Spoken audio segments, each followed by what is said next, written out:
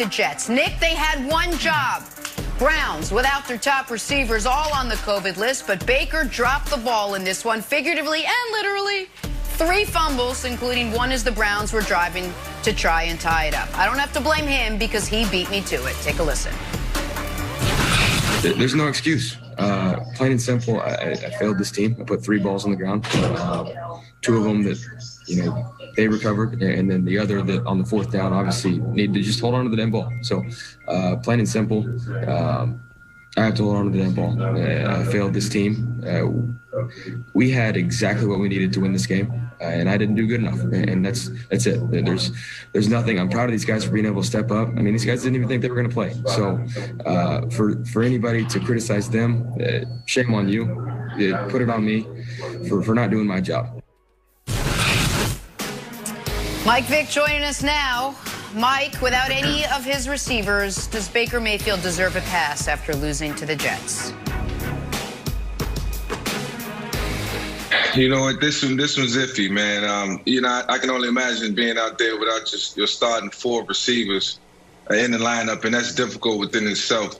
But I think ultimately it came down to Baker Mayfield having the ball in his hands, and he dropped the ball literally 3 times. I think he lost 2 fumbles, and I think they recovered 1. Regardless of the scenario, he put the team in a bad situation, and why they were in the game and they wasn't out of the game, and they had a chance to win it. It came down to Baker dropping the football and, something so simple, and then this was the game that they really needed. So I think you got to point the finger at Baker. I think he's pointing at himself. He understands that, it was all on him, and he could have done a better job protecting the football. That's all he had to do. It was really simple. Even with all his guys being out, he couldn't step up to the challenge and win the game. So, yeah, Baker deserves some blame for this. He deserves a majority of the blame, but ultimately I could see the comfort level not being there with all your guys around you. Well, listen, for first things first, viewers, which if you're watching, I guess you are, the Browns lost because they made the show, and those are the parameters for which we talk about the Browns in long form, so let me address it. Well, it's true. I mean, the last 4 times we've talked about it, it's been after a loss.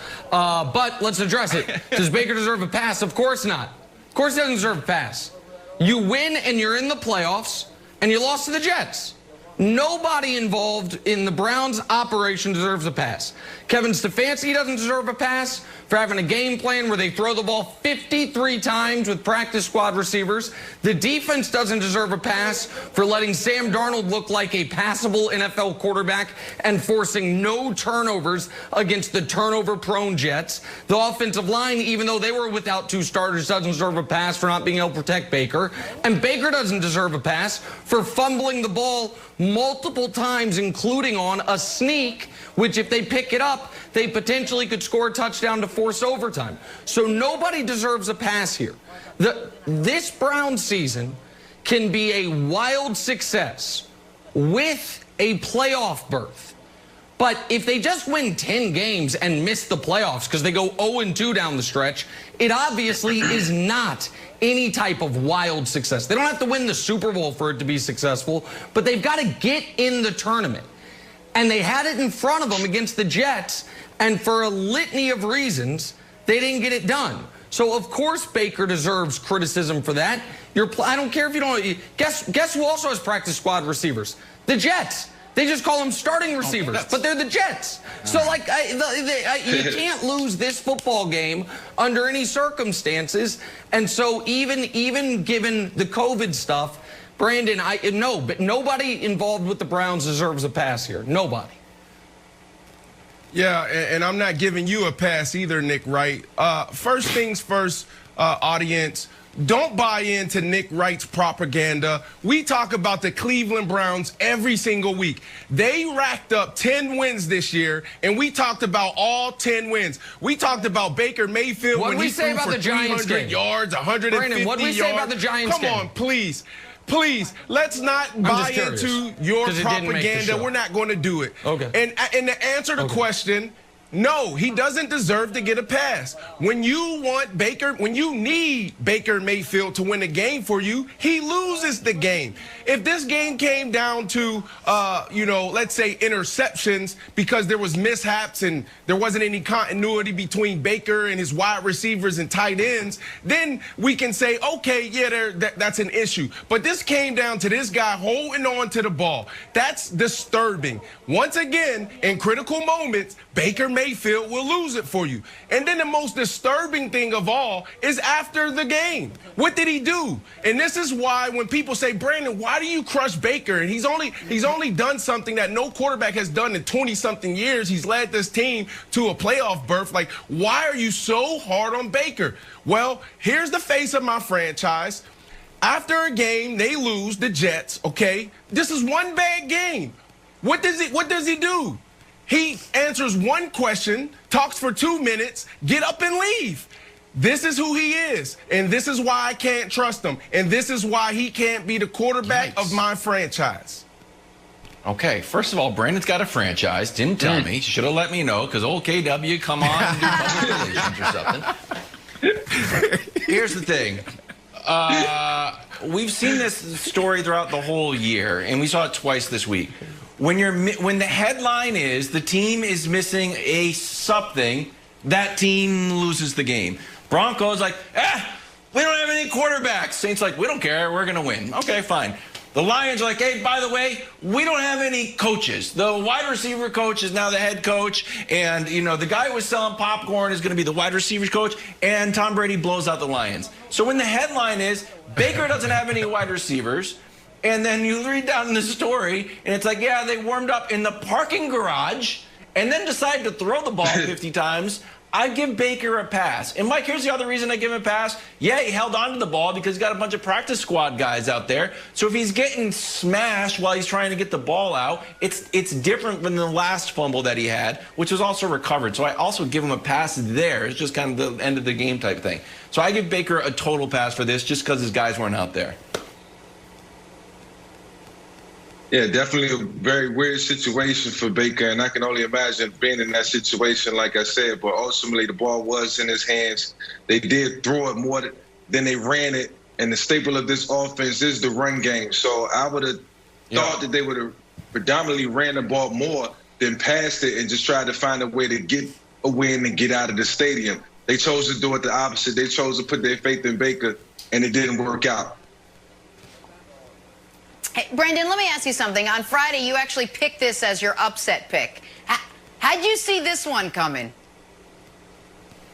Well, I'm looking at it. The Jets coming off of a big win, and they've been playing really well. They just, they could have won 2 out of their last 3 games. And look, it's one of those games where it's a trap game, right? Where the Browns have been rolling high and they've been playing really good ball. So, it's one of those things where I just leaned on my experience being in the locker room. I thought it was a trap game for the Browns. Now, I didn't expect them not to have their wide receivers, obviously. But once again, Baker Mayfield, in a critical moment, he loses the game for his team.